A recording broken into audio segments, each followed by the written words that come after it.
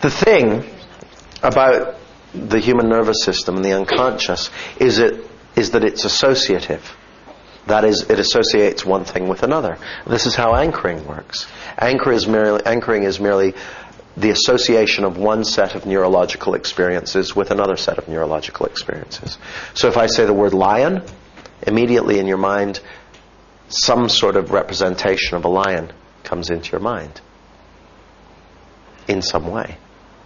Because that word, lion, that sound, that utterance, actually, even though for some of you, as soon as I say the utterance, you may see the word spelled out as well in front of you, as well as seeing a visual image of a lion and any number of other things, including lion bars and that sort of thing, or someone who's telling lies.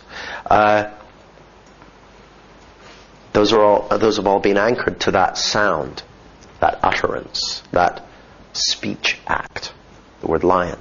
Same thing is true if I say fisherman, or tugboat, or Wankel rotary engine. What? Can you do that again?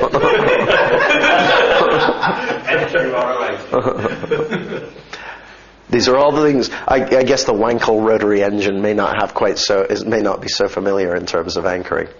For those of you who are not familiar with its groundbreaking and legendary design. Was the Wankel rotary engine designed in Hinckley? Holy moly, I knew it was designed by a Brit, but I didn't realize it was here in Hinckley.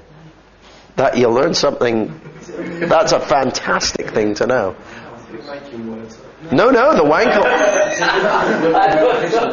Wankel rotary engine is an amazing, because the internal combustion engine is quite inefficient. A lot of the energy gets dispersed in friction and heat, and so the Wankel rotary engine is an engine design that is much more efficient than the standard internal combustion engine. But it never really took off too much, because the first cars, I think there was a car called an NSU which used it, which it took all the different components and integrated them very, very efficiently, effectively, so that when you go out and use this stuff, it just, you drive much more smoothly, much more quickly, and that sort of thing. The problem with the NSU was that they would break down a lot. But the Mazda RX-7, I believe, had a rotary engine in it, and again, much more efficient, much more effective. Design issues, machining issues, tooling issues, and it's not necessarily most car manufacturers' desire to make more efficient engines. They just want to make more desirable cars. This is the thing. With a name like Wankel in it, it's going to be more desirable. It's naturally embarrassing for an English person to buy. I remember watching Mork and Mindy once with Mr. and Mr. Wanker. Serial I swear. Excellent. But Americans don't have wank as a word. No. Oh, okay. No. Which means that comics and script writers can introduce it in all kinds of, who have a love of language, can introduce all kinds of slang words. And the other way around, of course. The other way around. So, the unconscious is associative. There's a piece of software I bought a while ago. I can't remember what it's called now. It may come back to me.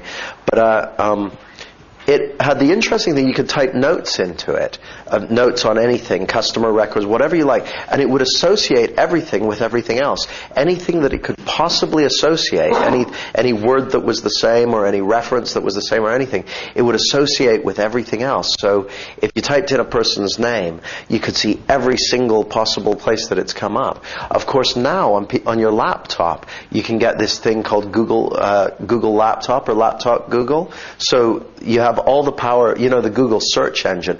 Basically, this engine has gone through everything, every single web page in the entire world, every piece of information, cataloged it, associated it with indexing and keywords, and connected it with everything else. So if you type in a keyword, it brings up everything associated with it.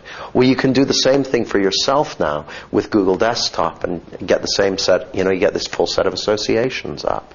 Well, the interesting thing is that That's how the nervous system works as well. So if you think of a particular holiday that you went on that you really enjoyed, as you see what you saw and hear what you heard, you'll start to feel what you felt because the feelings are associated with it.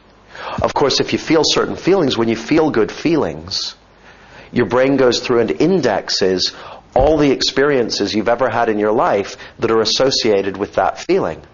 So one of the things that you'll find, when you feel really good, it's really easy to remember all the other times you felt really good.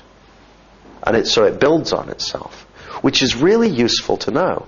Of course, if you're feeling shitty, same thing applies. Which is why, even if you've got a really, really good reason to feel shitty, it's not a good idea. You should accept how you feel and then change your